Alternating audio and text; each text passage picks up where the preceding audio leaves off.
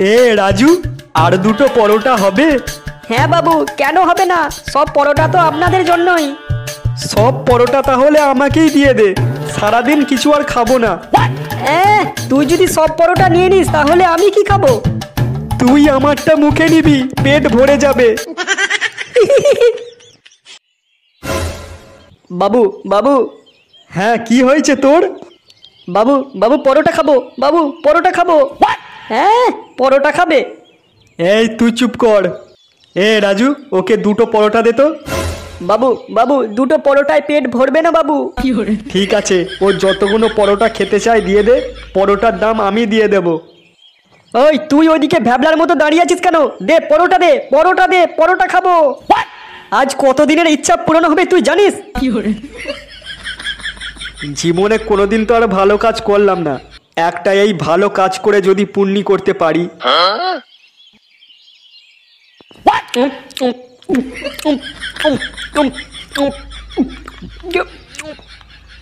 বাবু বাবু, আর দুটো পরোটা।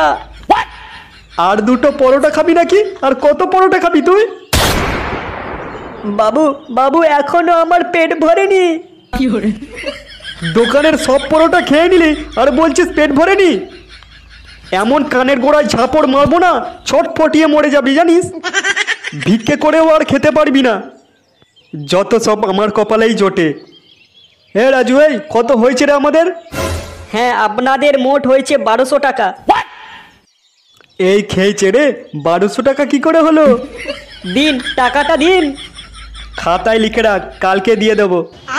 না বাবু, আমার দোকানে ধার বাকি চলে না, সবে নতুন দোকান খুলেছি। ধার বাকি চলে না মানে? তুই জানিস তোর দোকান আমি যখন তখন উঠিয়ে দিতে পারি? যেটা বলছি সেটা কর।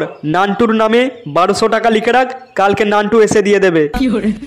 বাবু, এখানে আবার নান্টুকে? নান্টু এই ফুটোর বাপ।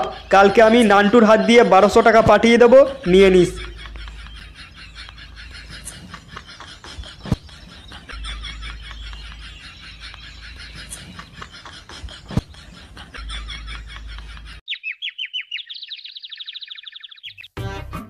ছেলের অজান্তেই বৌমাকে নিয়ে পালালো গুণধর বাপ।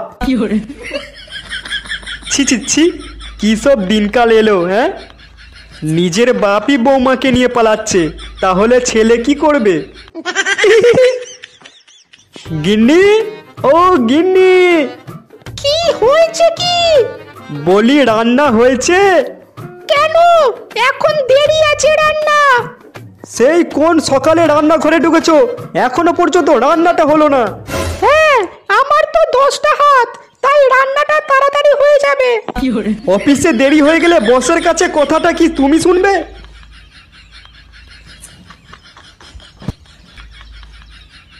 করো তো লোহা পিটানোর কাজ, তাতে এত ফুটানি কিসের তোমার? থাক, আমার ঘাট হয়েছে তোমার কাছে খাবার চাওয়া। আমি আজকে বাইরেই খেয়ে নেবো, তোমাকে আর কষ্ট করে রান্না করতে হবে না।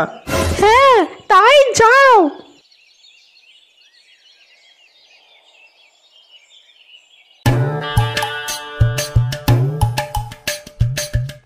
তিনটে পরোটা, একটা কাঁচা লঙ্কা, একটা পেঁয়াজ, একটা সেদ্ধ ডিম, মাত্র 30 টাকা।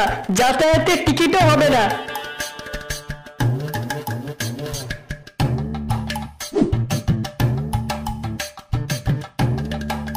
কি রে, তোর পরোটা কত করে বললি? তিনটে পরোটা, একটা কাঁচা লঙ্কা, একটা পেঁয়াজ, একটা সেদ্ধ ডিম, মাত্র 30 টাকা। যাতায়াতের টিকিটও হবে না। 30 টাকা কেন? 25 টাকায় আমি শিয়ালদা থেকে বর্ধমান চলে যাবো, আর তুই বলছিস 30 টাকায় কোনো টিকিট হবে না? অন্য কাউকে বোকা বানাবি, কিন্তু এই নান্টুকে নয়। কি, আপনার নাম নান্টু? ফুটোর বাপ? এখানে ব্যবসা করছিস আর আমাকে চিনিস না? নান্টু বাবু, আপনার নামে 1200 টাকা বাকি আছে। তোর দোকানে আমি পরোটাই খেলাম না, আর এরই মধ্যে 1200 টাকা বাকি হয়ে গেল। বাবু বাবু পরোটা, বাবু পরোটা খাবো। এনে খা। পরোটা খাবে? আর হ্যাঁ, তুই কি বলছিলি আমার নামে 1200 টাকা বাকি নাকি? হ্যাঁ নান্টু বাবু, আপনার ছেলে ফুটো আপনার নামে 1200 টাকা বাকি রেখে গেছে। বেশ করেছে, বাকি রেখেছে। আমি ওই টাকা দেব না, তুই যা পারবি করে নে। না না নান্টু বাবু, আপনার সঙ্গে কিছু করতে পারি বলুন? আপনি শুধু এই এঁটো থালাগুলো একটু মেজে দেবেন। কি কি কি? আমি এঁটো থালা মাজবো? শেষে আমার কপালে এটা ছিল, লোকের এঁটো বাসন মাজবো আমি?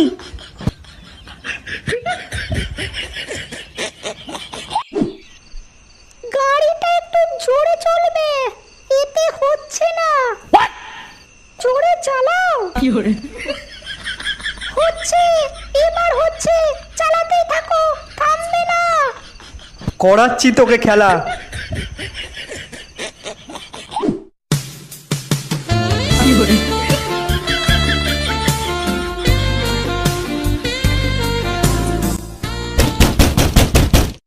ফুটো,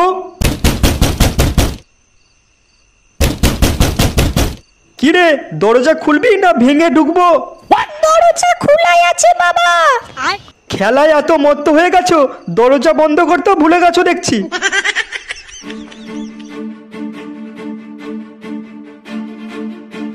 কিরে, কাল রাজুর পরোটার দোকানে কি করে এসেছিস তুই? কই বাবা, কিচ্ছু করিনি তো। তোর জন্যে আমি আজকে পাড়ায় মুখ দেখাতে পাচ্ছি না। আজ তোর জন্যে রাজুর দোকানে এঁটো বাসনগুলো সব মেজে তারপরে বাড়ি আসতে হলো আমাকে। একেবারে রাক্ষসের মতো পরোটা খেয়েছিস দেখছি তুই। আজ থেকে তোর 10 দিন খাওয়া বন্ধ থাকবে। নে, এবার জমিয়ে খেলা কর।